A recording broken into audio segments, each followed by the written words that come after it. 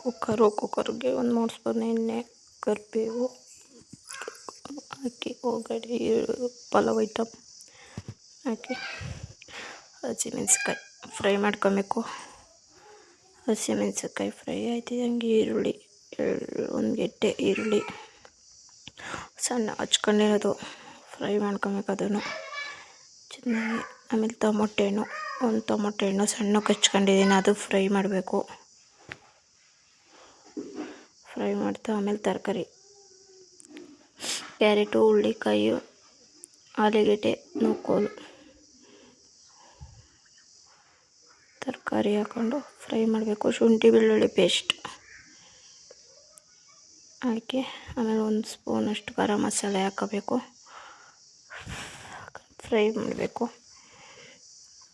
Fry ಆಯ್ತಿದ್ದಂಗೆ ರುಚಿಗೆ ತಕ್ಕಷ್ಟು ಉಪ್ಪು ಹಾಕಬೇಕು.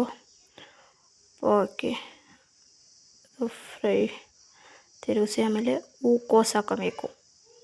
ಹೂಕೋಸು ಆಮೇಲೆ 1 ಸ್ಪೂನ್ ಅರಿಶಿನ ಹಾಕಿ ಮಿಕ್ಸ್ ಮಾಡಬೇಕು. ಹೂಕೋಸು ಹಾಕಿ ಅರಿಶಿನ, ಹೂಕೋಸು ನೀರಲ್ಲಿ ನೆನೆಸಿಕ್ಕಿದೆ.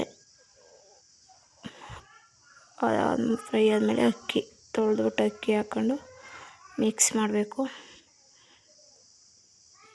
ಮಿಕ್ಸ್ ಮಾಡಿ ನೀರು 1 ಲೋಟ ಅಕ್ಕಿಗೆ 2 ಗ್ಲಾಸ್ ನೀರು ಹಾಕ್ಕೊಂಡು ಎಷ್ಟು ಬೇಕು ಅಷ್ಟು ನೀರು ಹಾಕಿ ಒಂದು ಕುದಿ ಬರೋ ಗಂಟ ಕುದಿಸಿ ಆಮೇಲೆ ಮೇಲ್ಗಡೆ ಕೊತ್ತಂಬರಿ ಸೊಪ್ಪು ಪುದೀನ ಹಚ್ಕೊಂಡಿದ್ದೀವಿ ಅದು ಹಾಕಿ